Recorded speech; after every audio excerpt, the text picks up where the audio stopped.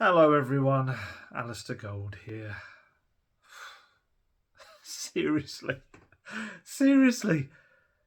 what was it, 6, 7 days ago? I was talking to you, everything was positive, Spurs had beaten City, they had a fully fit squad. I actually think I said the words that probably jinxed everything, that I was looking forward to the second half of the season. Oh my goodness, it's like someone systematically started to pull at all the threads of Tottenham Hotspur and just unravelled everything within the space of a week. It's honestly, I'm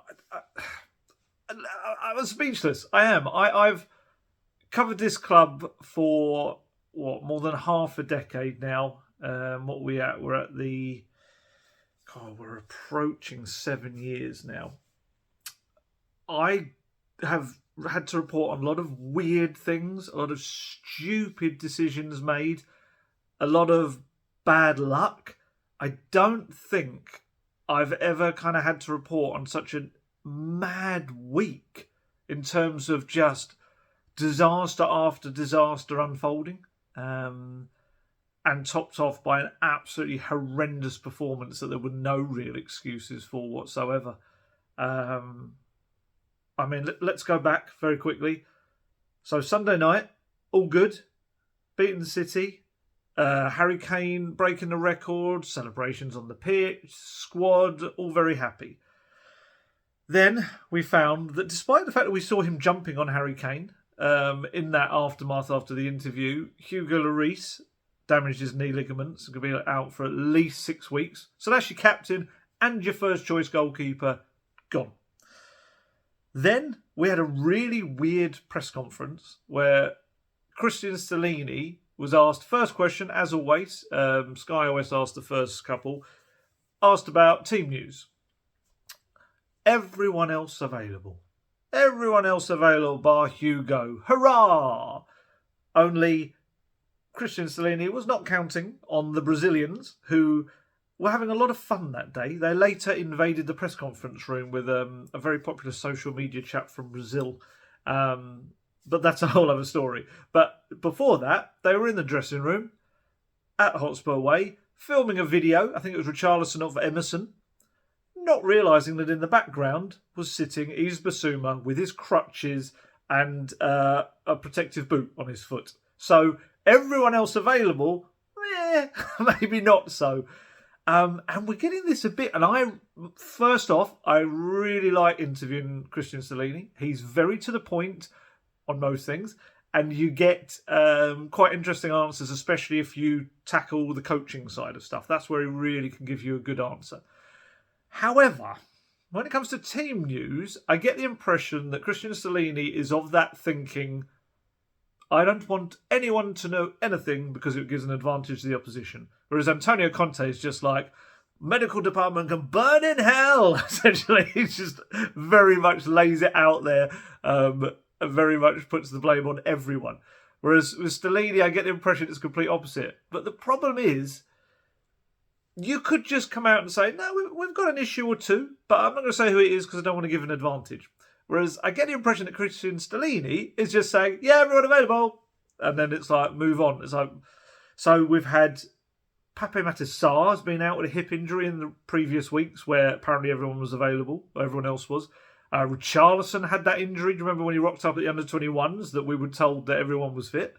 And then now we get Yves Bissouma is at the same time appearing in the back of an Instagram video. Oh my goodness, with his crutches and his protective boot.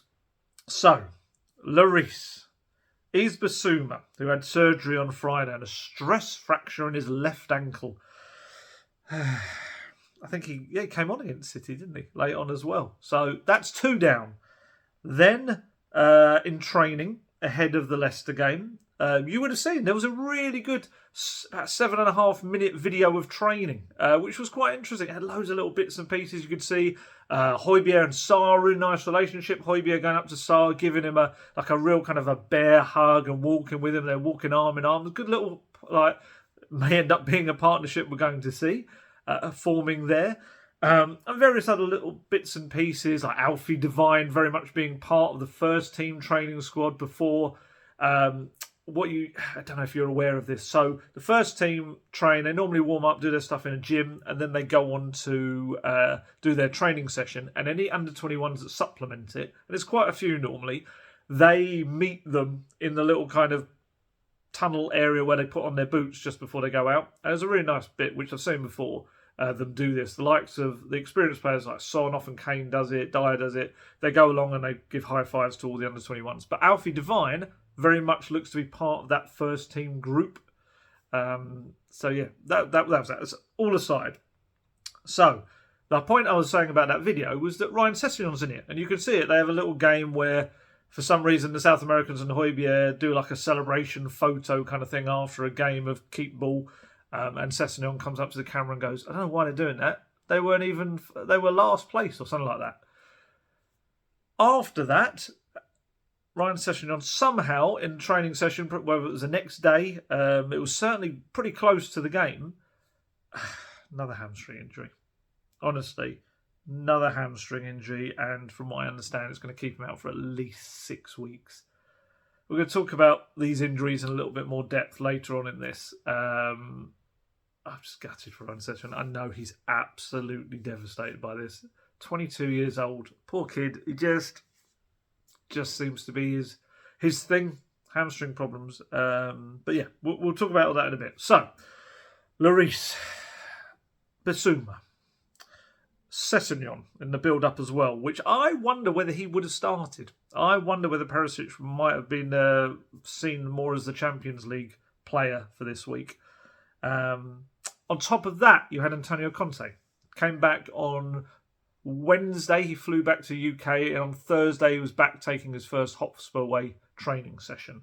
Didn't do the presser. It was agreed beforehand that Stellini would do pre- and post-match presser as he eases himself back in. I know, even as I left the King Power Stadium yesterday, I had someone shout, Ali, where's Conte? Kind of thing.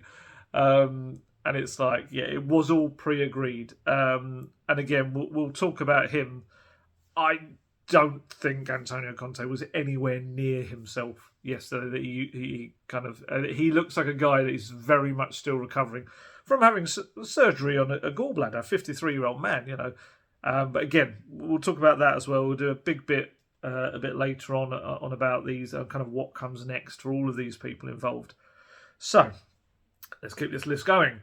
Lloris, Bissouma, Sessegnon, Conte not being himself. Then, you remember I mentioned, I don't know, I'm laughing, that's really harsh, the £42.5 million South Africa tourism sponsorship, that was vetoed. I told you there was an outrage in South Africa, and that certainly became more of a thing. Such a thing that they voted against it.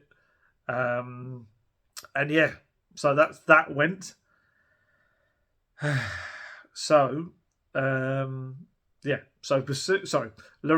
Bissouma, Sessegnon, Conte looking great. £42.5 million in sponsorship suddenly plucked away that was about to come into the club, which, yeah, I know it's money and I know it's not immediate first team stuff, but it would have benefited things. Of course it would have.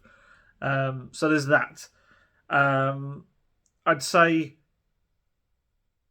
yeah, I mean, you can only say horrendous. The performance was horrendous. Spurs put in at the King Power Stadium. It was just rubbish. It was rubbish.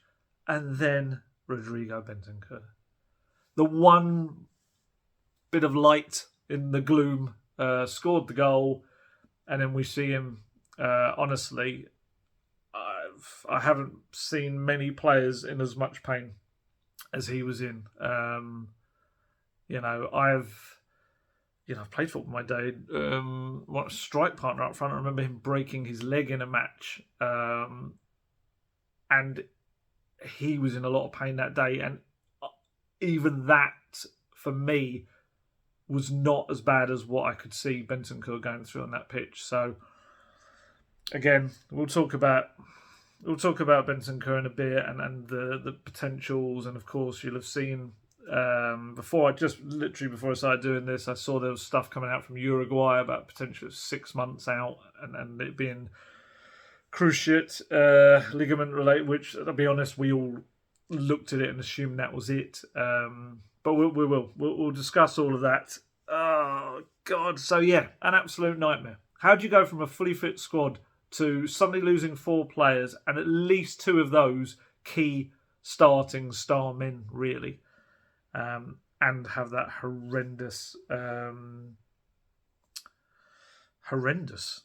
performance? Honestly, I'm still trying to process how bad it was. It was a little bit like, do you remember when they went to Man City last year and won 3-2? Glorious game, incredible performance. Then they went to Turf Moor and they were absolutely pants. It was so bad that Conte essentially said after the game, "I might, if I'm the problem, I'll leave."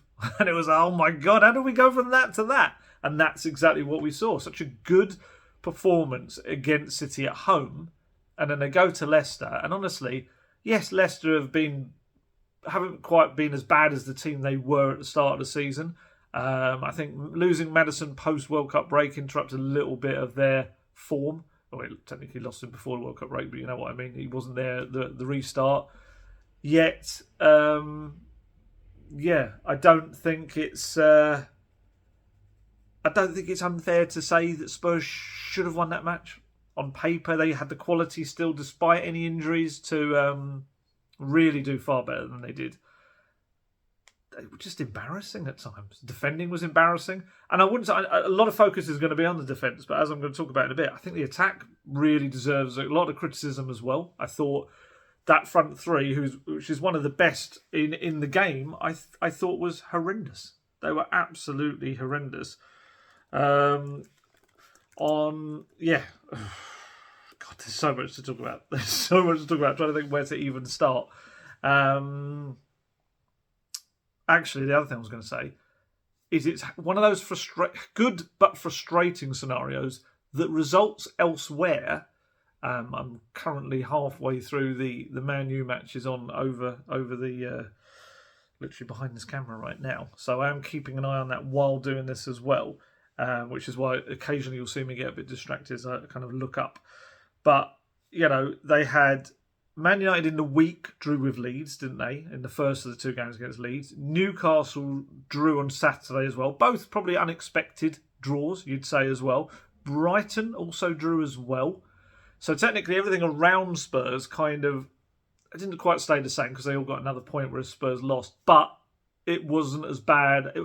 The horrendous performance was not as costly in terms of points as it could have been. But for me, I just find those scenarios even more frustrating than good. Because for me, if they'd won, they'd have been right up there. They'd have been right in that mix. And they'd have really pulled away from Brighton, those behind. And it's just, Spurs are just a club of missed opportunities. They are, in every sense, on and off the pitch. They really, really are. Honestly, it was just mad. It was just mad.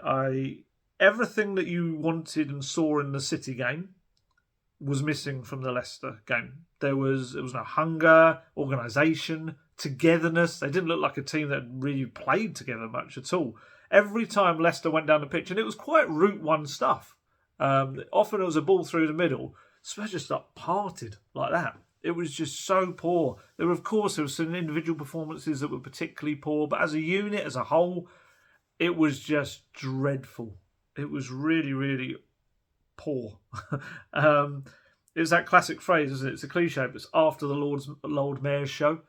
So, they've got this big result against a big team. You'd had the big kind of Harry Kane stuff and 2-6-7 goals, and it was almost like, what are you going to do next week? You're going to go right back down to where you were again. Shocking. So, Stellini, I think I did 2 or 3 questions at the start of the presser, and then I asked another one at the end to follow up. But the first question, of course, was I just asked him straight out. I was just like, how how do you go from that performance at City, which was so organised and so much spirit, to that against Leicester, which was just absolutely the opposite? Absolutely dreadful. And he said, I think today something changed after we scored. We turned off, and in this league you can't turn off. You have to be consistent in all parts of the game. We struggled a lot after the first goal. We're disappointed for that. There's not an explanation, because if you know what happens, you can change this. It happened also last season when we beat Man City because we lost to Burnley. To be consistent is a long process, a mental process. You have to be better mentally, better in the approach. Today the approach was not bad, but after we scored the goal, something changed. We're a team. The team has to change something. Not only individually, it's about the desire. You want to play this game, it's about recovering energy mentally. When you play a team like Manchester City, maybe you use all the energy you have. To recover this energy, it's like a battle, and how much this battle can contain. You have to recreate the same energy. To have this battle bigger, you have to work, and we have to do it. They didn't battle. Honestly, every second ball, it felt like they were just, I wouldn't even say they were second to it, they were third to it. They were just so far behind. It was just, I was watching Beth England's goal against Man United for Spurs. A very, very nice goal. Terrific goal, that. Trying to keep an eye on everything at the moment, as well as going on. And this is the trouble with these videos as well, is that anything can suddenly become out of date, especially with the injury stuff. I'm keeping an eye on that just in case anything breaks as we do this. But yeah, there you go. Right.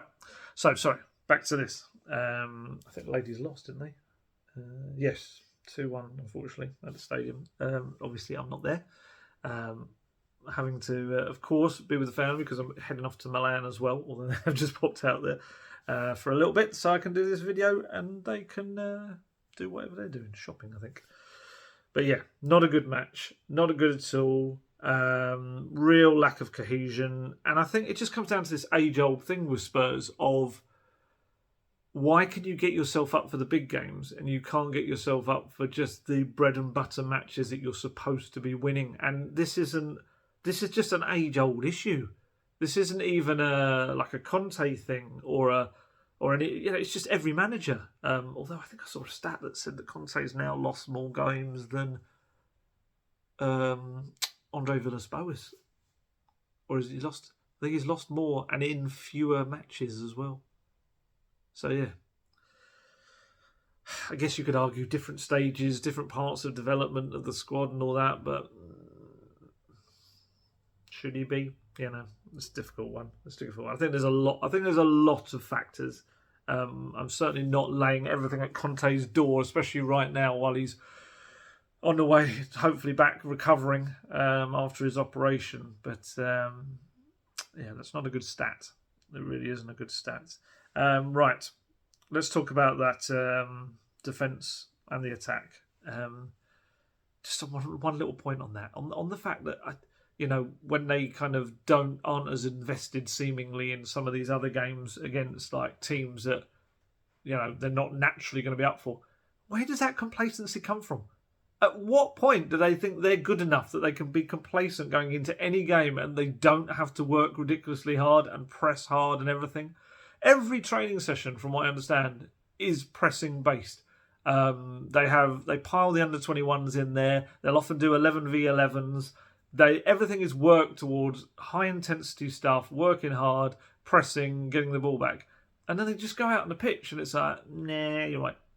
I don't get it. So that's why I kind of can't even really blame Conte for that. Just don't get me started. You know what my rants can be like. So for me, this was a game about both boxes. And in that, I know that's obvious because it's who scored goals. But I mean, for Spurs, their inability in and around their own box to defend properly. But also at the other end to create and get, actually get proper shots on goal. And keep the ball mainly for the attack as well was another big issue for me as well. So at the back, we were singing their praises after City. All played very well. Lots of really good individual performances. 5 clean sheets and 7 before this game. So yeah, Everything looked like it was being fixed. And you would think that against the Premier League's 14th place side, yeah, okay, that's going to be an easier task than facing Man City and all of their attacking riches. No, they absolutely, it was like calamity defending at time. And for me, especially the back three, it hinges kind of on this central linchpin. And of course, that central linchpin is Eric Dyer. Eric Dyer, against City, I thought he was fantastic. And I thought this was more like the Eric Dyer of last season, that we saw put in so many consistent performances. Against Leicester, it was the complete opposite. It was the calamity defender. It was the centre-back that it's difficult to argue against when people say, or is it time for an upgrade? And I don't think when you watch performances like that, you can really argue against the fact that he really needs a strong competitor for that central role in the back three. Everyone needs competition. I think that's the one area of the team that there isn't really a strong second player that can go in there, unless, even putting someone like Longley in there, it's a bit of a compromise. He is obviously more left-sided. Because Dyer, it was a performance yesterday where it makes you... There's sometimes you see him and you think, okay, no, I can see how you can be a natural centre-back. But then there's other ones where you can see him and you kind of think, he looks like a midfielder playing in central defence. And that, for me, it was one of those games. He was just all over the place. And it's kind of been in keeping, unfortunately, with some of the... Certainly pre-World Cup and immediately after. I think he got better, obviously, as Spurs improved as well. But you would have seen against City, and Stellini admitted this was a little tweak from him and Mason. During the game, they realised that Bernardo Silva was getting too much space in between the lines, and he was finding his little pockets to operate in. So yeah, he... What they did, Stellini and Mason, was that they tweaked it a bit and told Dyer, look, we want you to kind of be quite kind of aggressive in the way you deal with Bernardo Silva. Come out of the back line, kind of not attack him, you know what I mean, harass him, press him. But also you can get up the pitch and kind of take him the other way as well if you want, which is fine. It worked really, really well. It was a nice little kind of... It was the one thing that Stellini said they slightly changed from what Conte wanted, purely because they had to react to what was happening in-game. But it felt like early on they were trying to do it as well again against Leicester. And it was almost like he was meant to follow James Maddison. It didn't work. All Maddison did was drifted out to the left. And, well, you saw it for the second goal. Dyer was completely out of position. And Maddison was over on the left and just cut in to score. I mean, to be fair, it was a poor back pass from Ben Davies. I thought Dyer was the worst of the back three for me, but that was a bad ball from Ben Davies, which Kane, who was very lethargic looking yesterday, was nowhere near getting. And it was almost like the challenge knocked the ball forward. Dyer was kind of over on the left, nearer Davies, left this massive channel for an Iheanacho to run through. He goes into the middle and just squares it off to Maddison to send into the bottom corner. That's the second goal, of course. And just Iheanacho just caused him nightmares all day. You're up against Haaland, one of the game's best right now, young strikers, and Dyer dealt with him absolutely perfectly. Coming up against Iheanacho, running at him, not a clue what to do. He kept doing this backpedal, stand off. Oh, you've shot and you scored. And it's like, I'm going to try that again. I'm going to do it to Harvey Barnes. Back. Stand. Oh, you scored. It's like, what do you expect to do? You're inviting them to shoot. It was such a. I get that the best defenders will wait to the right moment. I mean, Ledley was the great example of knowing when to challenge. But you do have to challenge. And it was like he never had any intention to challenge. Honestly, that third goal, he just kept going backwards. And we're like, what are you doing? You're kind of like inviting him. And then there was this really awkward moment where Iheanacho like dummied to shoot. Dyer slowly turned like with a turning circle of like a tanker. And then he was like, oh, he didn't shoot. And he turned back round and he actually just rolled it into the bottom corner. And then, like I say, he did it again with Harvey Barnes. And Harvey Barnes just went, oh, cheers, mate. And just rolled it home as well, or curled it home. Fraser Forster's performance was really difficult to judge. You may be able to help me. Please do. Help me in the comments. Because I don't know which way to go with this. Because there's a part of me that looks at him and physically, I think he's 6'6". He's a big guy. He appears to be less inclined than Lloris to rush out.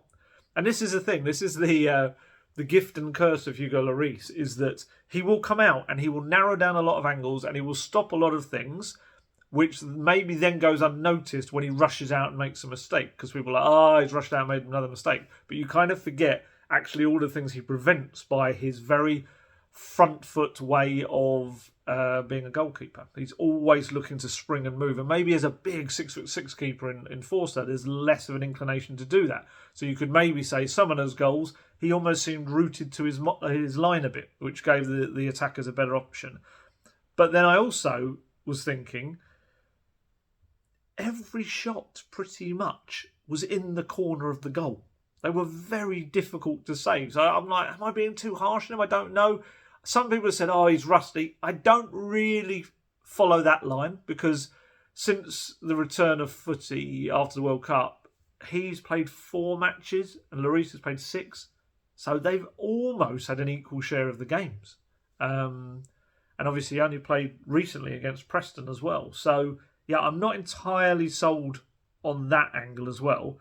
I suppose the one that was not quite as in the corner, but it almost was anyway, was Mendy's rocket. But and to be fair, anything that wasn't in the corner, he saved. He made 2, maybe 3, maybe 2 quite good saves as well. So I don't think I feel really like this was a great game to properly kind of analyse his performance. It's one of those, I think, obviously you concede 4 goals, you immediately look at the keeper as one of the culprits, but I don't know. I don't know if I'm entirely sold on that. I do think, like I say, he's not a Hugo Lloris type.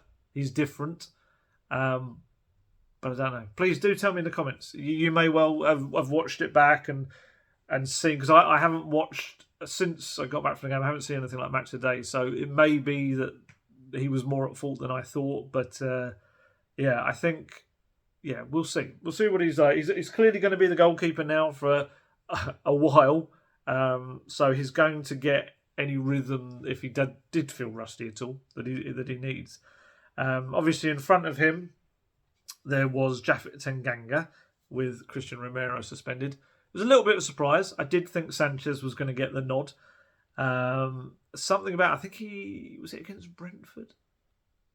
Yeah, I think it was against Brentford. Certainly, I think he seems to prefer Tanganga as maybe a bit of a more mobile, right-sided player on that back three who can kind of contribute to the attack maybe more so than Sanchez. Although, weirdly, every time we say that, Sanchez actually looks okay. He does like little moments where he gets forward and contributes. But I did feel immediately in seeing that, it's like, oh, you've put quite a young, relatively inexperienced defender alongside a guy making his debut. I didn't know if that was the greatest thing in the world. I actually thought he started the game okay, Tanganga. He did. I think people were immediately like, oh, it's Tanganga. But I actually thought he started quite well. But just, I think being, I don't want to say the rose between two thorns, because that definitely wasn't the case. But being between Eric Dyer, who was having a poor game, and Pedro Porro, who had a poor debut that we're going to speak about. Pedro Porro. That's awful. He'll get better. Don't worry. Don't worry. I'm not going to slate him. We're going to talk about it. We're going to explain why it wasn't good, but it's very, very early days. But yeah, I think Tanganga being between two players having a bad day at the office was never going to benefit him. And he did get shakier and shakier, culminating in Harvey Barnes had a goal that was ruled out for by VAR for a very marginal offside. And I felt in that move, Tanganga was turned inside out like a top. Honestly, he came off quite soon after. I think Sanchez replaced him not too long after that as well. I do feel sorry for Davinson Sanchez as well, because I know there's some people that just don't like him or rate him or anything, but I actually think when you give Davinson Sanchez a run of games and minutes, he doesn't really let Spurs down much. I do think he's a more than competent Premier League defender.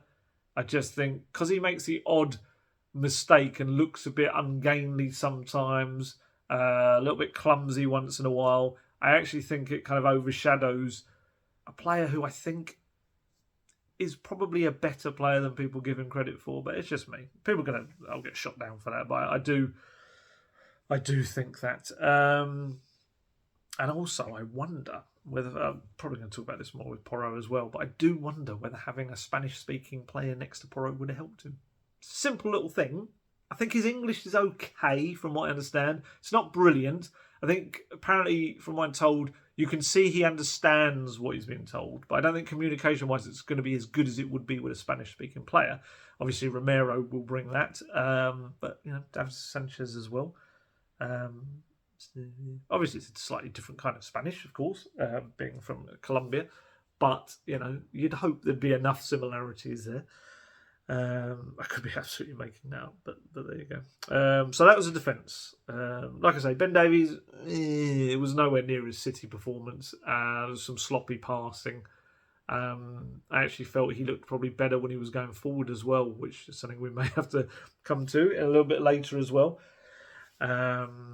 But not just the attack. I do think the defence... Sorry, not just the defence. I think the attack need to take their share of criticism as well. I thought they were, all three of them, pretty woeful on the day. They just didn't keep the ball very well. They barely laid a glove on a Leicester defence that, to be honest, in the first 10 minutes were just offering up the ball to Spurs. They just kept giving it to them. It was... when was it? There was an early chance for someone, I can't think of who it was now, when he just presented the ball straight to him. I think maybe Sonny picked the ball up. Spurs had only, I've written it down there somewhere, 4 shots on target from 11 shots on the day. Kulusevski doesn't look himself at the moment whatsoever. 7 unsuccessful touches, losing the ball. That's more than double anyone else on the pitch. He was dispossessed twice. Sonny was dispossessed 3 times and had 1 unsuccessful touch. He and Kane both only played 17 passes on the day. 17 passes in 90 minutes. And they only had the 2 of them exactly the same, 70.6% success rate in their passing. And between them, the entire front 3 managed only 4 crosses and none of them reached a teammate. Not a single one. Both Sonny and Kulusevski had 1 shot apiece. They both went off target. Kane had 1 that was on target. Kane did play a couple of key passes, hit 1 lovely kind of cut across the ball. I think it was into Perisic's path, maybe. Perisic's path, that sounds like pickle, pepper and all of that. Yeah, but that was, like I said, I felt Kane looked a little bit cumbersome, a little bit lethargic, never looked like he was really going to add to his 2-6-7 goals for the club. Yeah, really poor. Really, really poor. Richarlison came on, just offered nothing. He really needs to show why that £60 million was spent in the summer. Other than, I'm trying to remember, was it against Forest? He came on and he was on, I can't remember now. And he got the assist in it. Wasn't that the one he also got that dodgy tackle on him because he was showing off? And then obviously was it Marseille when he scored the 2 goals at home in the Champions League? I'm trying to remember who it was against. Other than that, it's very difficult to say he's justified what was a big transfer fee for Spurs. We're going to talk a bit later on at the end about the financial results and Daniel Levy saying that Spurs can't afford to make transfer mistakes and then talking about how improved the transfer business has been. Richarlison. Look, I've got belief in Richarlison. I do think there's a really good player in there. And we showed at the World Cup how good he can be. But at the moment, at Tottenham, it's absolutely not showing it. And obviously the injuries have massively played a part as well. Danjuma came on. I felt he at least tried to take the fight to them. Lots of runs, strong runs at them, although didn't really have the quality at the end of it, but at least he was kind of really going at them. And yeah, it was just a performance that, like, front to back or back to front, whichever way you want to look at it, it just wasn't good enough. It was really, really, really poor. You have to laugh because you cry. And out wide. So we're going to talk about out wide. Pedro Porro. On Saturday night, I was on the train back and I saw that he tweeted, "Sad about this debut. Giving up is not an option. Keep your head up." It was like a black and white sad photo from like a French arty movie. Yes, it was. I don't think he was the only one that was sad about his debut. I think a lot of Spurs fans were. I was sad about his debut. Look, let's be honest. It was a difficult first taste of Premier League football for him. It was, especially with all the expectation built up. You know, I do wonder how many people on social media were going, "Just buy him, buy Porro, you bunch of muppets." And then after he played, they were like, "Why did you buy Porro? Porro's rubbish."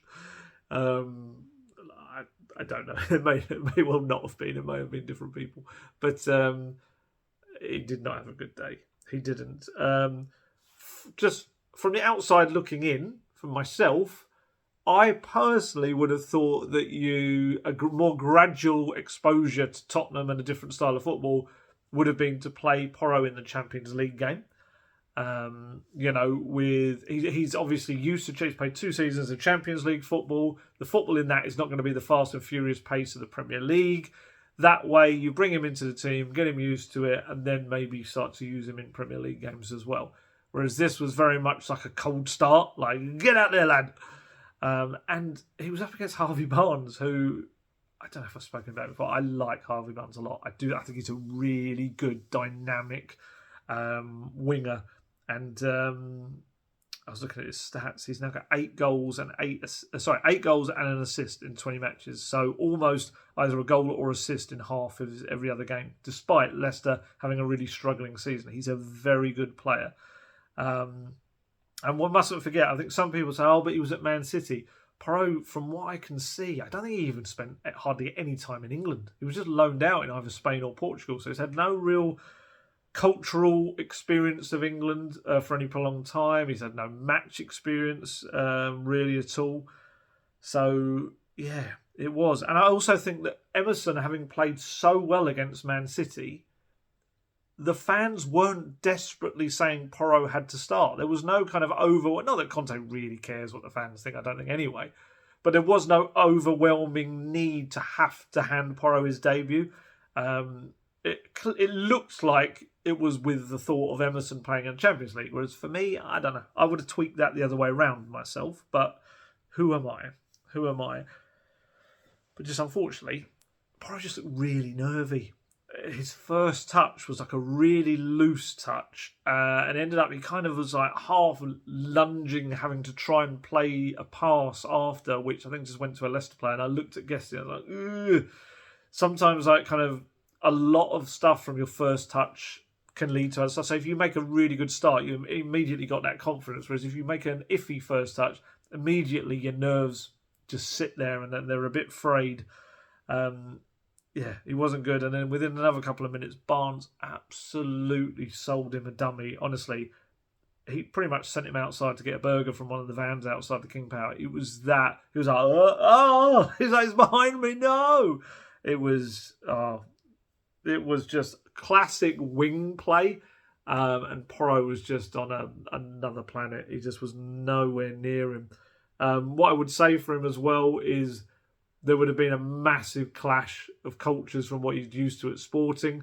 Very rare opportunities to get forward. You know, you bring in a flying wing back, and he spent most of the game kind of on the right of what was almost a back four with Perisic pushed on. It reminded me of what Mourinho used to do with the back four, and it was like having one of them as an attacker. And it just, oh my goodness. I'm trying to think, a couple of occasions that I did see him get forward. There was one when he put in a good low ball into Kulusevski right in front of goal and he just couldn't control it and ended up kind of rolling through to the keeper.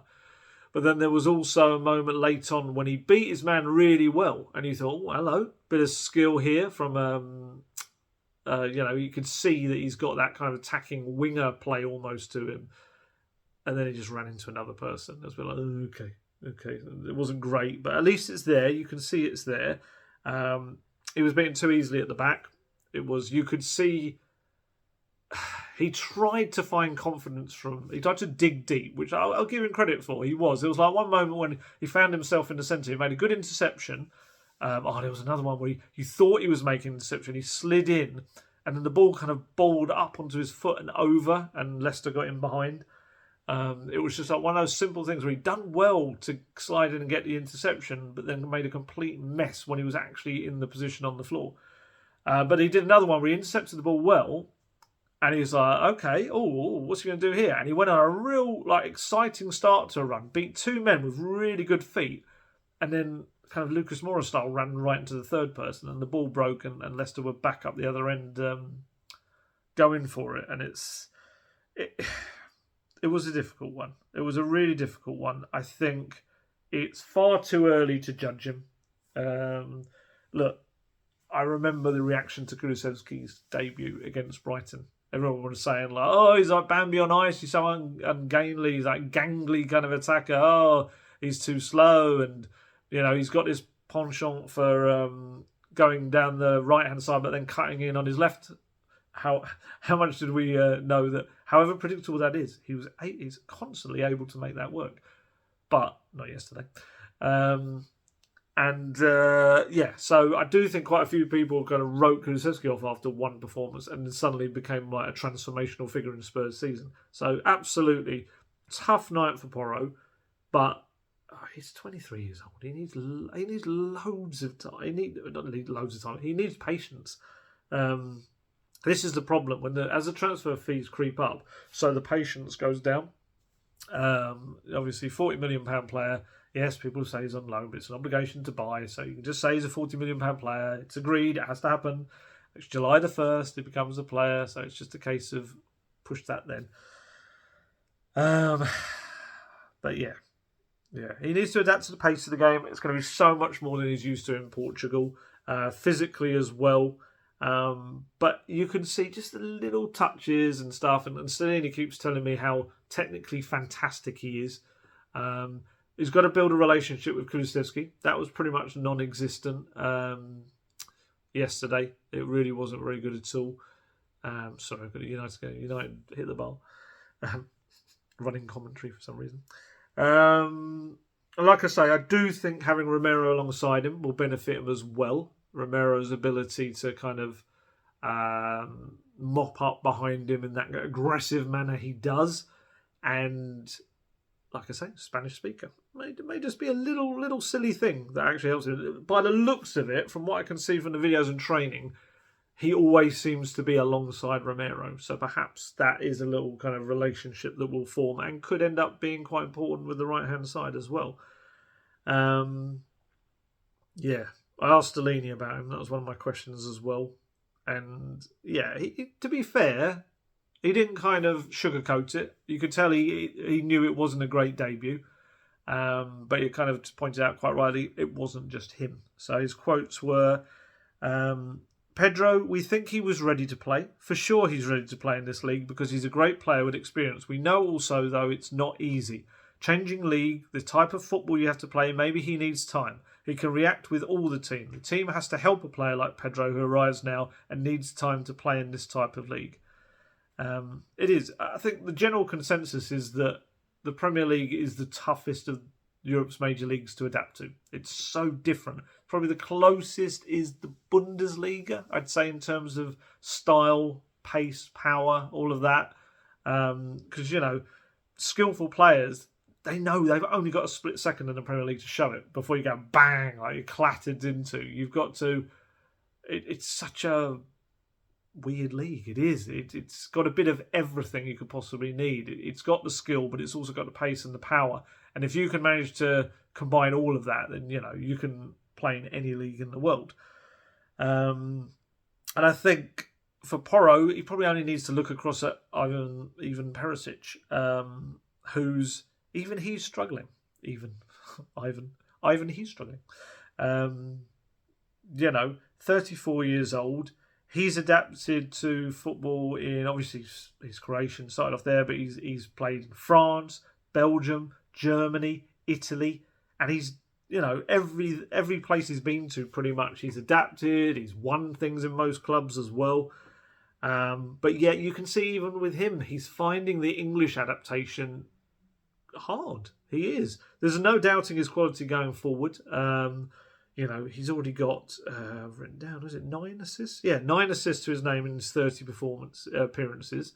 And on Saturday, it was his corner that created all of the chaos that ended up with the ball being knocked across to Bentancur to put into the net. But defensively, we know he's having a tough time adjusting to the pace and power of Riyad Mahrez. Honestly, he'll still be having nightmares about Riyad Mahrez after that game at the Etihad, where he was kind of ended up being responsible for 3 of the 4 goals, really, or partly responsible. History has shown that he will learn. Like I say, he's adapted everywhere he's gone. I do think age, of course, will be against him. In that, it's not rocket science. It's biology. It's going to be tougher for him as he gets older to be able to react to a quicker league, quicker kind of players. He's an incredibly fit person, but yeah, it's going to take him. He's going to have to adapt. He's going to have to be better, I guess, with his anticipation and knowing that he can't give anyone a head start. And certainly with some players, he's not going to be able to even let them be level with him. Look, again, though, you've also got to come down to the fact about how long it takes for a foreign player to settle. I remember Poch would always say it can be anything up to 18 months, 2 years for a foreign player to settle in a new country and a new club. And I think he was talking about Tongi at the time. But the problem is, especially when you get to the level that Spurs or want to be, and their fans want you to be, you don't have the patience. You can't wait 18 months, 2 years for players to adapt. And that's why the likes of Kulusevski and Bentancur being such quick adapters was so important to where Tottenham wanted to go last season as well. Maybe at some of these other clubs lower down the table, you can give that little bit more time to adapt. There's less exposure and pressure on them. But at Spurs, you've just got to adapt quickly, and it makes things very, very difficult. Even these big name players, like for silly money that you see kind of being brought in across the certainly across London right now. There's no guarantee that all of them will adapt that quickly, despite the money spent. So. Yeah, it is difficult. It's just it's just more problems that Conte is going to have to find solutions for. And this is not the Antonio Conte as we know him right now. Honestly, I was paying quite close attention to watching him from my seat in the press box, which is it's a really good view actually at the King Power, and you could see down. Look, let's not forget he only returned to training on Thursday. This was 48 hours later. He had a bad time in Italy. He had some issues during the Preston game, and they just kind of felt it was a flu. And then he went to Italy and just had the most awful, severe abdominal pains, and obviously had to remove his gallbladder. So he didn't look himself. He looked, I go as far as say, he looked a little bit peaky. He looked a little bit off colour. We're used to this kind of nutty, madcap, emotional version of Antonio Conte on the sideline. This was not him. It was like watching someone coming back from surgery. It really was. There's no way of dressing it up as anything. You don't need to. He started the game. He did a bit of a Marcelo Bielsa, and he was sitting on like a water cooler at one point. Stellini was very much the dominant figure in the technical area. Conte was, especially second half. The first half, he was standing up and doing a bit of pointing here and there. But mainly, second half, he kind of quite retreated quite a lot to his chair. Obviously, I don't want to say it's too early because he'll know himself. He's an experienced enough, old enough guy to know what's right for him and what's not. But, it's quite easy for us to say, you're just standing on the side of the pitch. But the pressure and just being a Premier League manager, but not only that, but also being an emotional, nutty manager on the touchline that he is. It was difficult. And you could see Stellini was trying to make up for it by being very, very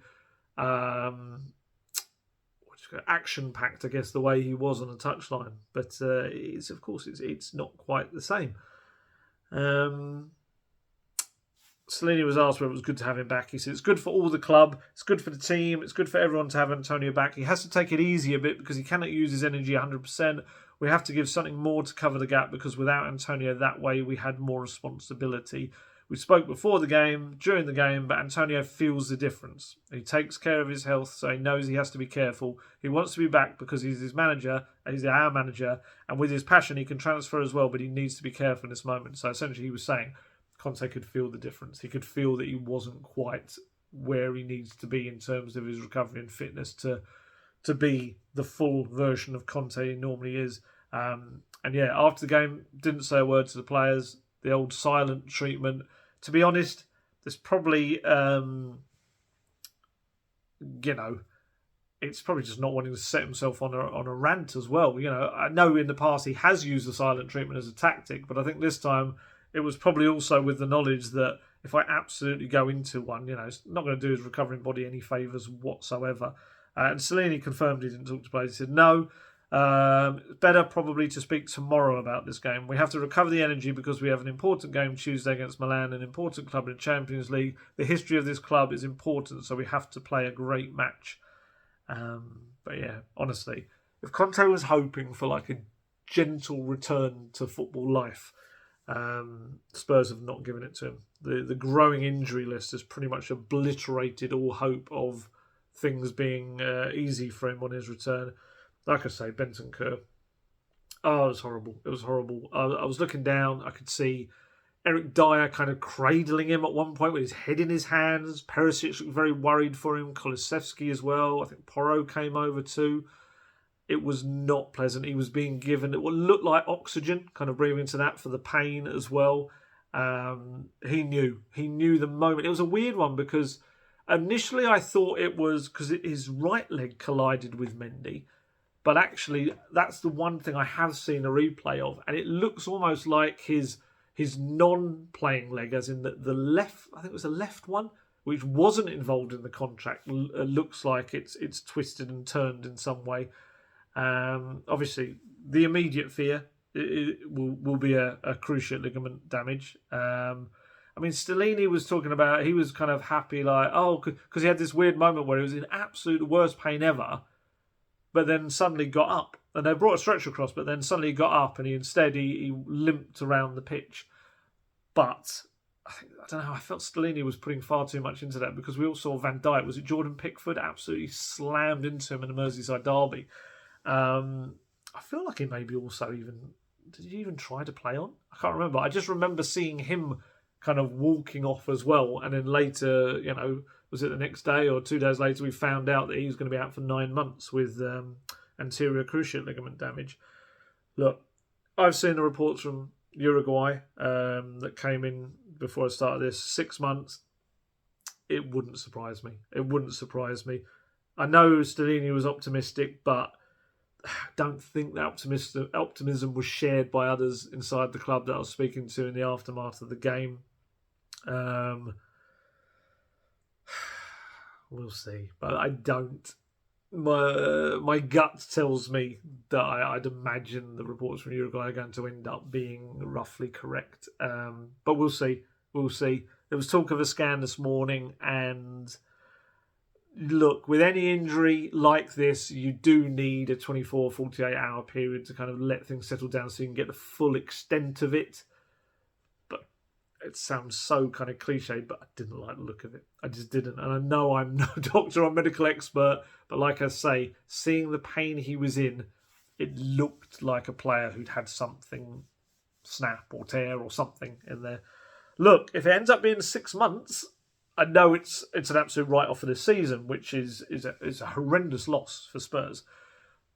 6 months in terms of, if it is cruciate ligaments, it's actually at the lower end. But look, I'm not trying to dress it. I promise you, I'm not trying to dress up in any positive way. It's just, it's terrible for Tottenham. It really is. Stellini, I asked Stellini about Bentancur afterwards. I must have asked 4 questions. And he said he feels pain at the moment. We know only this, but he can walk, so it's important to feel that he came back to the bench with his leg, and we hope that we can check in a few days that Rodrigo can feel better and he can play soon. I don't think that's going to be the case because, look, let's be honest, he's out for the remainder of the season, which is what we're all fearing. It's a massive loss for Spurs. It's a huge loss.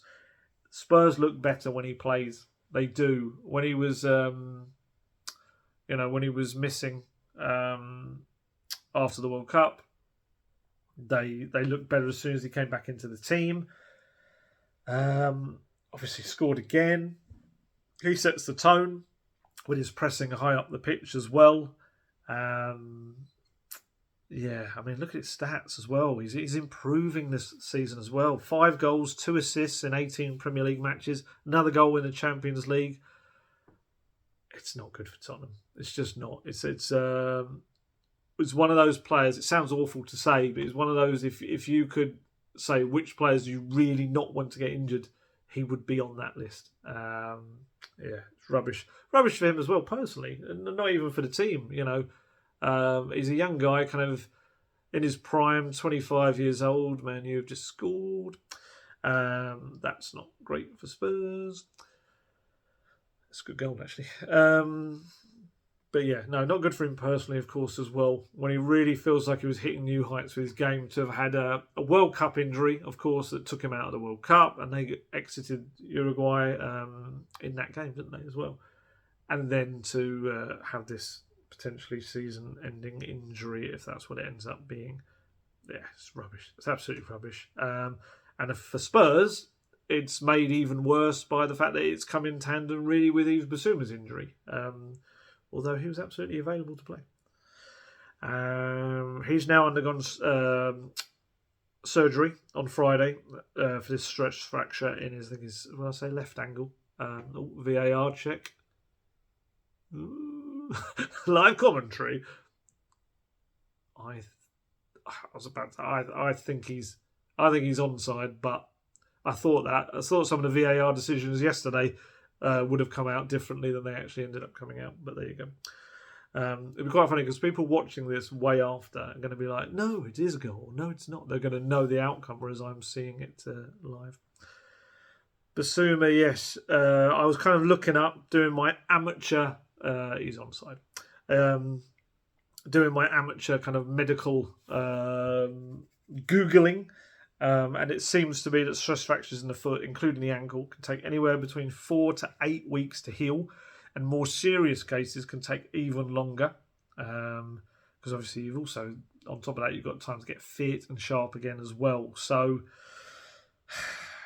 if it was that kind of scenario, bearing in mind there's only 15 weeks left of the season, it could end up missing much of the rest of the season. We'll find out. We'll find out how bad it is. I think Conte is likely to be back for the press conference in Milan tomorrow, Monday.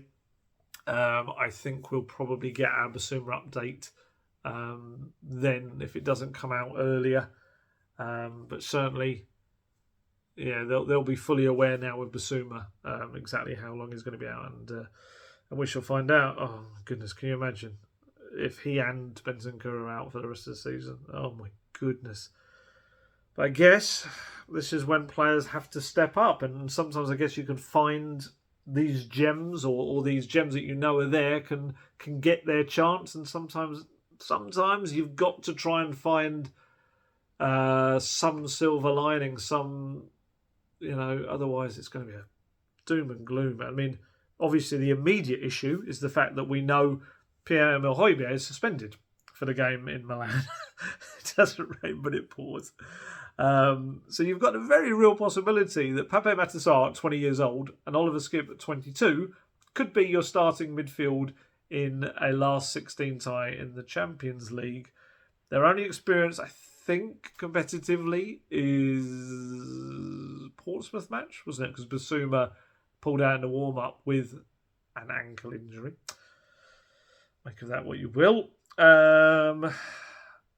And I think Milan will be a bit tougher than Portsmouth, although the Portsmouth game was not easy by any stretch of the imagination. Yes, Milan, they got their first win against Torino on Friday night. Their first win since January the 4th. It's funny, isn't it, how other leagues give their Champions League teams like Friday night games and stuff like that to properly prepare them for the Champions League. If only English, Premier League just doesn't really care about the Champions League, does it? You don't get that impression anyway. But yeah, like I say, sometimes in these nightmare scenarios, someone emerges. And it's all there for... Look, both Sarr and Skip, for me, have got the ability to be that star. They really have.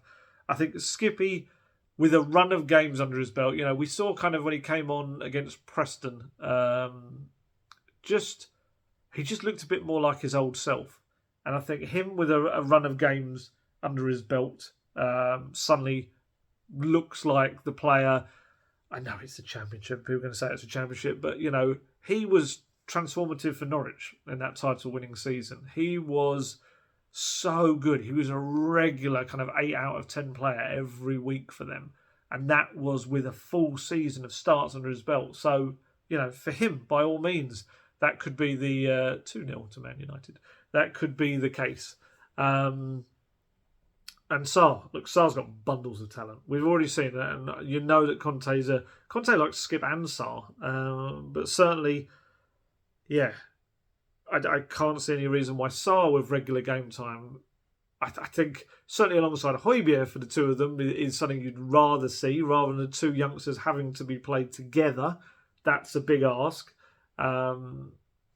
especially as was it in the Portsmouth game? I think Skip was playing more advanced and Sarr was playing in a defensive holding role, which was not what I was expecting to be the way. That's a good finish, that, the United goal, Garnacho. The only other thing I can think of is if you push Eric Dyer for the rest of the season back into his old role in central midfield. He used to play a defensive midfield role alongside Moussa Dembele, didn't he? I don't know whether the Eric Dyer of now is the same in terms of mobility and movement. I don't know. I don't know, but he is an experienced head. Maybe you do that as a one-off in Milan, maybe, just so you don't have two youngsters in the San Siro in an intimidating atmosphere playing together. Perhaps that's what you do, and you bring Longley. Obviously, you'll have Romero back. Maybe you bring Sanchez or Longley in with Dyer playing there. It's a possibility.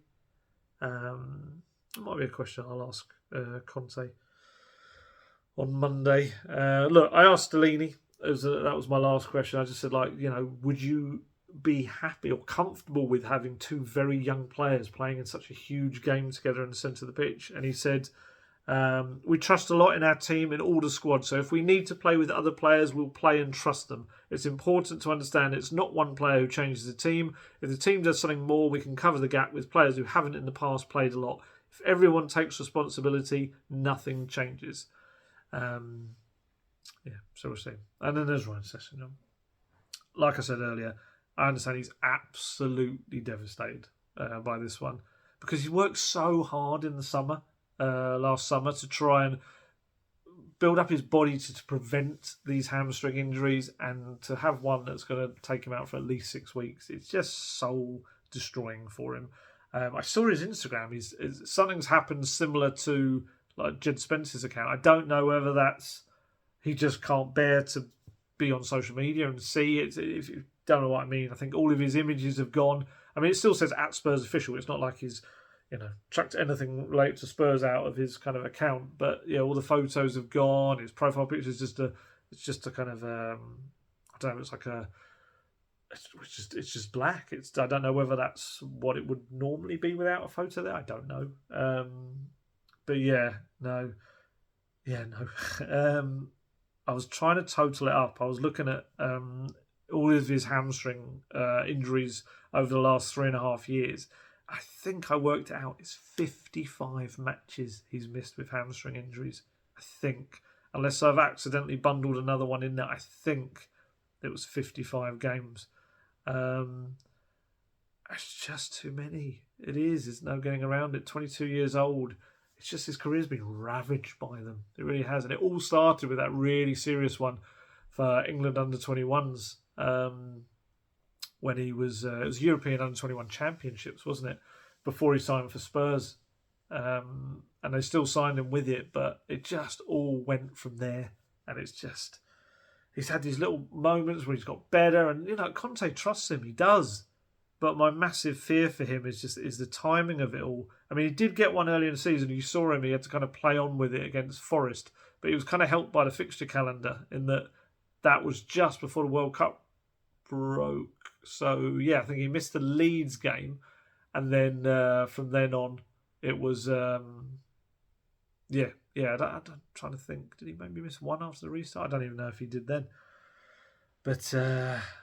this really isn't good for him. And although Conte trusts him, my worry is that just he's looked at, I guess, by the club and just think it's like, can you rely on him? And you've heard me say this in the past, but my biggest fear with him is that we don't see him really opening up and running like he used to as an incredibly talented teenager. And I think it's because there's subconsciously that fear of pulling a hamstring or tearing one of them. And look, from what I understand, I think it's all different muscles within the hamstring group. I don't think it's always the same one either.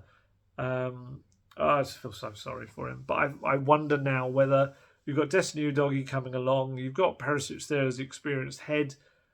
I just wonder what the future holds for I think he scored, but it's offside.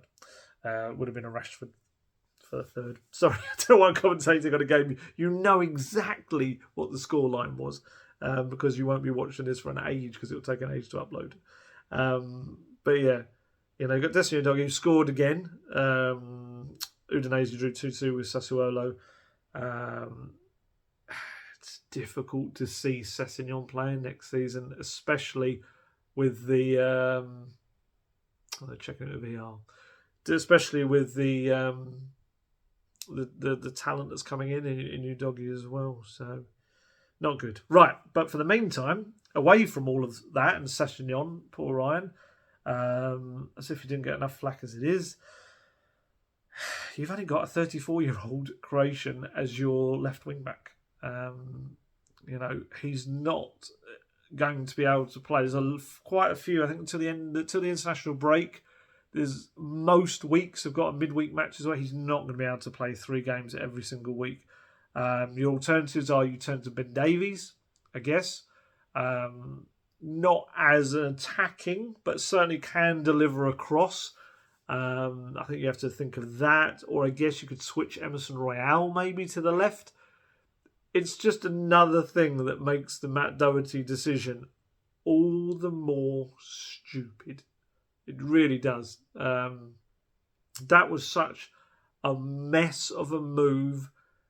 Just an absolute, complete mess up. I know with all these injuries, I know people I've seen, I was asked about 1 billion times I saw on my way back last night while I was working that, can we recall player A, B, C, whatever? Can we get people back? Technically, you could end a loan early if both clubs agreed. My issue is I don't really think you could then register for the Premier League squad. That's been set. I think in exceptional circumstances you might be able to if you're given Premier League approval, but I think that seems to be something that's mainly for goalkeepers. I don't think, to be fair, especially, let's say, midfield, you could say we've lost 2 midfielders. As big as it is for Spurs, looking from the outside, it's 2 midfielders. I think had Spurs lost 2 goalkeepers, let's say Forster got injured, then I think that would have to be something taken into account, maybe. But left wing back as well. You can't have one player and then you can recall people. So I don't think you'd be given that exceptional ability to change your already set Premier League squad. Because don't forget, all these players that went out on loan were taken out of that Premier League squad. They weren't included in it at the start of the season. So yeah. I think for Conte, the only thing he can hope for is that there's a similar reaction to the Burnley game last season. That's the only thing you can hope for, is that somehow, sometimes when things are going against you, you galvanise, I guess, as a squad. He needs players to step up. Yes, you've lost key players in Lloris and Bentancur, but now you need your other big players to step up and kind of and lessen the impact. And like I say, after the Turf Moor game, it was a real wake-up call, and they were much, much better afterwards. Far, far better. But we shall see. We'll see. They've just got to make sure these injuries don't define their seasons. They really do. It's just... honestly, I'm still trying to get my head around this week. It's the craziest week. It really, really, really is. Another VAR ruled-out goal for United. Like you needed to know that. Financial results. I was going to talk about those before I headed off. So we finally got them. I said it would probably come after a good win, and it did. It came after the City one, albeit not until Friday morning, buried on Spurs' website. I don't even think they stuck them out on social media. I don't know where they have in the past, to be fair, but yeah, it was very much, it wasn't like the top story on their news page, and other stuff very quickly buried it. But I've been like, F5 refresh pretty much on that page for days.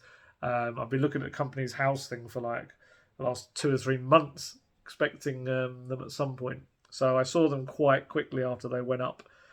There's different sides to it. I mean, essentially, one of the main things was that Levy admitting that transfer mistakes had placed a burden on the club.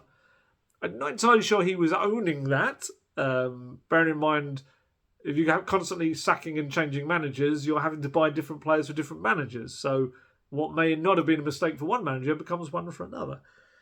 But there you go. That would mean admitting that you've made a mistake, I guess. So if you weren't aware of the figures, obviously everyone's come out of or emerging from the pandemic, so it was a better year. They match receipts was probably the best example of that. So the match receipts in up to June 2021 were 1.9 million. In the last financial year, 106.1 million. And that just shows you the full first season in that new stadium at full capacity. First full season of full capacity in that stadium brings you over £100 million, 106.1. On the other way round, they obviously were in the Europa Conference League, and they had to go out. I was looking at the league table. Oh, Man United now 7 points above Tottenham. They go up into second place, albeit having played a few more games than Arsenal and City. So Conference League, the Europa League, they got 23.6 million. Conference League, 10.2.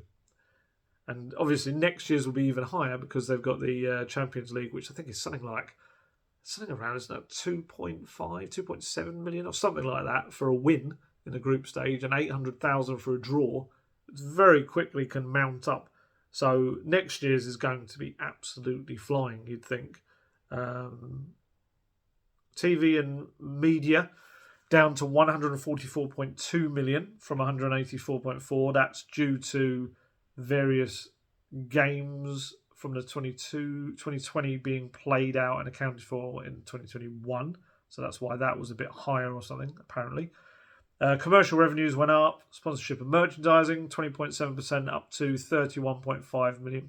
That's new sponsors. Shops being open, of course, people being able to buy stuff, and the, I guess, events and things being able to be held at the stadium and everything that comes around that.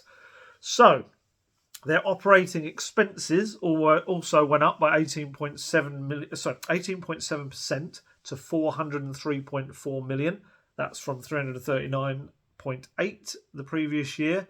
That's increased first team costs, full match day operation, all the staff that involves being paid, and the profit from operations before, ready for this technical jargon, depreciation, amortization, player trading, interest and taxation. The profit went up from 97.1 million to 112.3. However, they did have a loss for the year after all of that, after the depreciation, amortization, player trading, interest and taxation, and the loss was 50.1 million, which was down from 83 million the previous year. Obviously, the previous year was when they had a 200 million lost revenue, didn't they, from COVID. So, right. Also, an interesting point within there was that the club confirmed, we got our answer about the £150 million thing. So the club confirmed during the year the club agreed a capital increase commitment with its majority shareholder ENIC of up to £150 million via the issue of convertible A shares, of which 100 million were subscribed for during the year. And post-year end, these were converted into ordinary permanent share capital, taking ENIC's shareholding from 85.56% to 86.58%. So that confirmed only 100 million of the 150 million was drawn out. And that seems to be reflected in the lower ownership increase. So they were set to get 87.5% for the 150 million, but instead they got 86.58%. So I obviously started to ask around and dug around, and that 50 million has not gone. Do you remember the idea was always, and it said it in the original statement, it had to be drawn by the end of the year. So I'm told that ENIC have extended that, so that £50 million commitment, the extra 50 million, remains into 2023. So they can take that. Of course, you'd imagine that it increases their ownership up to that 87.5. But on the plus side, it's extra finances to pay for various bits and pieces that are going to be needed to be done. Whether that be, I don't know, does it include Porro? Does it include Kulusevski? Does it put towards whatever's next? Like I say, another full season in the stadium with lots and lots of money coming in. Lots of... I know people mock all the Beyonce concerts and stuff like that. And yes, it's ridiculous sometimes the timing. But look, her having 2 concerts and then suddenly, because of the demand for them needing 4, it is all money that goes back in. I know people don't want to hear that. I know that people want to believe that there's some big Scrooge McDuck style room where all the money's being kept. Everything's, I mean, it's there in the accounts, isn't it? It goes, it's there, it's part of that. So, look, I do think some people will just want the stadium to be sitting there empty when Spurs aren't playing in it. And I get the whole frustration that it's a football club and all of this, but it's also could be the thing that ends up helping Spurs compete eventually, because they've got probably one of the biggest cash generators out there in terms of their stadium. But yeah. They had another thing they said as well.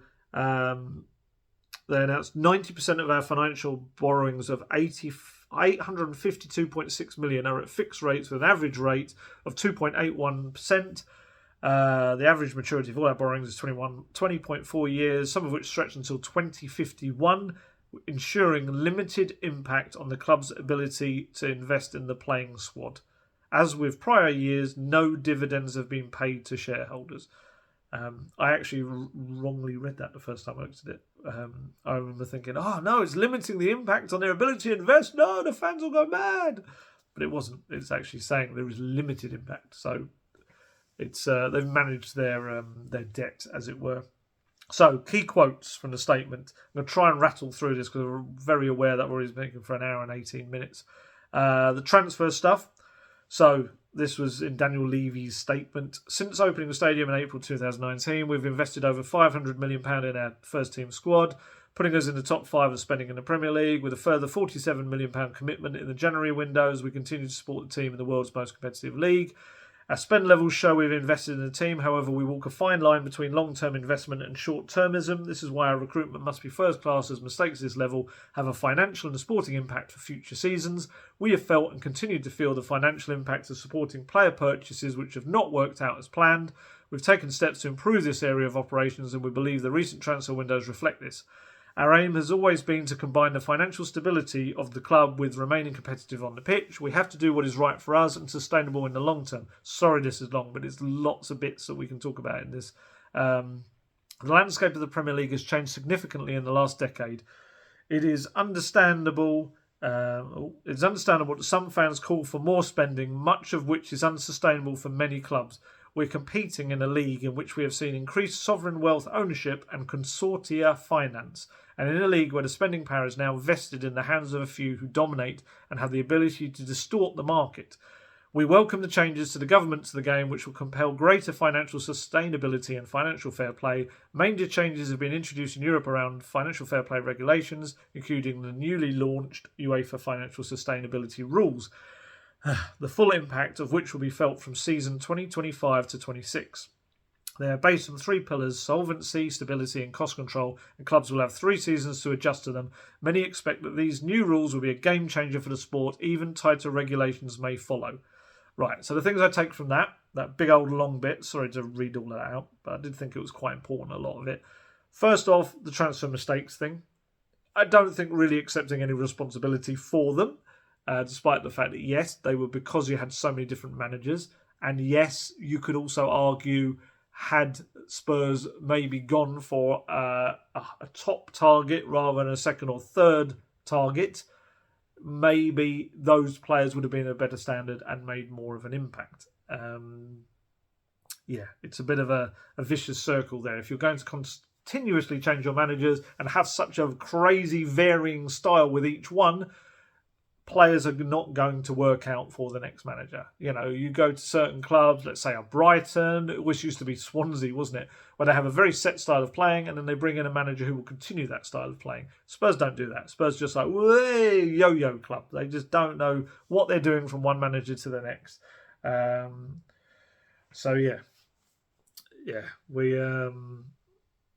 That side of things, I think you've got to take some culpability. They never will. They just don't. The powers that be at Tottenham, they do not really ever accept responsibility for things, and I think that just goes towards frustrating the fans even more. As for the rest about the financial fair play stuff coming in, it's a fair point. However, it is pinning a lot of hope on UEFA trying to help Spurs be more competitive. That's one way I'd look at it. The other issue is, those regulations don't come in until 2025, so you've got another 2 years. Spurs have to make sure that within the next 2 years, they don't get left behind by the time that comes along anyway. I think Daniel Levy's almost envisaging this NFL-style thing where everyone's fair, it's all fair, you've got a certain cap, whatever, everyone kind of trades within this and it's a fair system. But the trouble is, if let's say, Chelsea are going to spend 330 million or whatever it is they spent in January in every window, they're going to own most of the players in Europe anyway, on one side. But also, the squads around Spurs are going to be so top-notch, they've already stocked them up. Whereas Spurs will at that point then trying to be playing catch-up still. So I don't think they can rest on their laurels and go, UEFA will save us.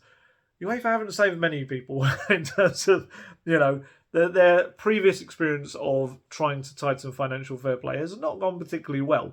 So that's pinning a lot of hope in a system that may not bring what you hope it will. The other thing he spoke about, little paragraph, is near misses. We share our supporters' frustrations at so many near misses, resulting in a lack of trophies. Over the last 2 decades, we have been in 14 semi-finals, made it to 6 finals, and only won one of them. It must be our hope that we are soon celebrating a trophy win. We're immensely grateful to our fans who have supported us throughout, and we want nothing more than to see them rewarded for their loyalty and passion. So, I do agree. I think Spurs have had a lot of big games that they've fallen short in. And I do think there's not a lot you can do on pitch in that aspect. But I do think also putting the whole one trophy in 20 years thing purely on the pitch issues is a bit too much. Again, it's one of those where there's no kind of responsibility takes. Not us, Gov. All these managers that you loved, they didn't do it. And the players that you loved, we didn't do it in the big games.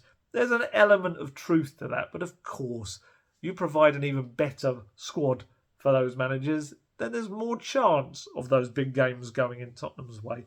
So yeah, it's got to be a bit of balance to it. I thought there was quite an interesting bit about the women's game. It was quite a long section, so I'm not going to really go into too much. But essentially, it's calling for more thought to be given to the structure of it. It's obviously growing a lot as well, but as they say in this, while we've seen growth, significant support does not currently exist at a level which attracts a commercial income to grow the game in a sustainable manner. If clubs are to commit substantial resources for long term, it's important that sports organising bodies deliver the appropriate regulatory framework and create attractive competitions that would deliver millions of fans around the globe. So yeah, it's a bit of like, it's a shame really, because we can see how the women's game is growing, and at Spurs especially, Rihanna Skinner's doing such a terrific job as well. I know it's been a tougher season this time around. That was always maybe going to be the case because of their rapid ascent up the leagues over the years before Rihanna came in, and also what she did last year. But yeah, it's a very much not a threat, but it's very much saying you want this game to continue to flourish, and so do we. But you need to make it a game that attracts the money that helps football grow as well. So I thought that was an interesting point. And yeah, I mentioned that Levy interview, the thing about the stadium. I saw it on, I think it was on BT and Sky. I saw it on BT. I think it's now even on Spurs Play. They're getting it everywhere. It's got some of the stuff from that statement I mentioned before. There was one line about trying to provide the managers with the best players that the club could afford. I'm not entirely sure I was fully on board with that. The most stuff that I took from it was how invested he was in the stadium project. He called it his home. You could see there's a real genuine pride with what he's done with that stadium and what he's created. Look, people that absolutely dislike him will watch that and will not have their opinion change whatsoever. I took it as, look, I don't know Daniel Levy on any personal level whatsoever. Like I say, our interactions with him have been very few and far between. What I would say is, if I'm looking at a long-term aspect of, I guess he always says he's a custodian of a football club. I guess from that aspect, having worked at many clubs at different levels, reported on many clubs at different levels, I've seen chairmen and owners that have run clubs into the ground. I've seen clubs go out of business. I've seen various things. What I would say, my gripes, and I've got a lot of them with the ENIC era and Daniel Levy, some of the decisions that are made. What I would say is, having that context and experience of seeing people putting football clubs out of business, I would say that Spurs are one of the most financially stable clubs for the future. And I think the Tottenham Hotspur Stadium is incredible. You know that. That's my feeling as someone that covered its whole construction. So I do think that will be a legacy of his era when it does eventually end. However, I do feel like missed opportunities will also define it unless something changes in the next few seasons. And I think that's what will frustrate people the most. It's, I guess, the financial or the purists, I guess, could argue that Spurs are maybe trying to do it in a more, how do I put it? In a way that doesn't involve pouring billions in. I guess they're trying to do it in a self-sustaining way. So maybe the purists could look at that as that's cool. But I can understand how frustrating it is for fans seeing mega rich clubs spending lots of money, and also clubs that aren't as rich spending big money as well. It'll be interesting many years to come when I'm older and greyer, whether we look back and how it's all defined. Because right now, I don't think it's defined. It's not judged in the best possible way. But then, as I said in many, many other videos, I do think the club don't help themselves in any way, shape or form. But yes, last little point, bit of housekeeping. Under 21s won their third game in a row at the weekend. Romain Mundle scored twice. Thiago Santiago won 3-1 against Brighton. Judson Bell made his debut, from what I've been told. It was very impressive as well. Looks a real handful, a real talent. Obviously, I don't know if I was able to get it in the last video or not, whether it happened after. I was told Will Lancashire, unfortunately, is out for the season. He's had to have an operation on his knee. There's a bit of an issue in there that needed cleaning up and fixing. Wayne Burnett said about Sunset Bell, "We like Jude. He's a player that has qualities. He's a player that gives us something a little bit different, wants to run in behind, but he works tirelessly as well, and he showed that today. He's probably not had as much football as he'd have liked of late, but he's come in, he's played 80 minutes and made a massive contribution to the team. The small details. With the first goal, he's managed to defend at the corner, then he's pressed the goalkeeper for a main second, and like I say, he works tirelessly for the team, so I thought he had a very good first game for us. So that's good. I do feel sorry for the under-21s this year. Obviously, they've turned things around. They've got these 3 wins in a row, which is fantastic. But I know, having spoken to many people around the club, that it's quite a difficult time for the under-21s because Conte likes to use a lot of the under-21s in training sessions as like the opponent. So he'll use, let's say, I don't know, just for example, maybe they'll do 11v11 stuff and he'll want to use the under-21 players for that and get Spurs pressing and stuff like that. I think I mentioned this earlier. But, of course, that then means that for the under-21s training sessions, they don't have their own players to work with. So it's more difficult then to build your own tactics, your own system, your own style for what you want to do. And I certainly know that there's been matches that the under-21s have played where on the morning of their match, their own players were in the training sessions for the first team. And then they got them released to come and play the match later on, which obviously physically is not ideal. So I think people maybe who don't understand what goes on below first team level maybe will look at the results and think, oh, rubbish season for the under-21s, rubbish. But actually, there's more to it. And so that's why I'm really delighted that they're kind of now getting this little run of wins and getting out of the drop zone as well in Premier League 2. And hopefully that starts a bit of a snowball effect. And Sunset Bell, I think, is going to bring some goals. He really will. So that's that. Right. Off to Milan. I think this is my longest video ever. I'm sorry. But there was a lot to cover. Off to Milan tomorrow. Conte's doing a very late press at 8 p.m. Italian time, although they've been 45 minutes, an hour. I think we had an hour and a half late once, so it could be a very, very late presser. Could get out of the San Siro very, very late tomorrow night. I think the training is at Hotspur Way in the morning and then they'll fly afternoon. Normally, the idea is that they fly and come straight to the press conference. So I'd imagine that's a late afternoon flight. It's about 2 hours. So I'll be heading out there. Covering the game, of course, and the presser. We'll find out more about the injuries. By the time this comes out, there may have been any confirmation. I don't know about any of the injuries that are mentioned in this, but we'll definitely get it from Conte either way tomorrow. So there you go. Right, time to head off. I've been talking for far too long and my voice is about to go. What a week. What a week. I'd have loved to have been talking about another positive week and lots of great stuff happening. But this is Tottenham, and this is why no 2 weeks are ever the same. Rarely 2 days are ever the same. As fans, it's a nightmare. Try reporting on the club. It's just as much of a nightmare. And obviously having grown up a fan as well. It's double whammy. So there you go. I'm going to head off now. Hopefully Milan brings some cheer and a little bit of a star emerges. I wonder whether it will end up being... I don't know whether it be Dyer and Sarr. I don't know. We'll find out.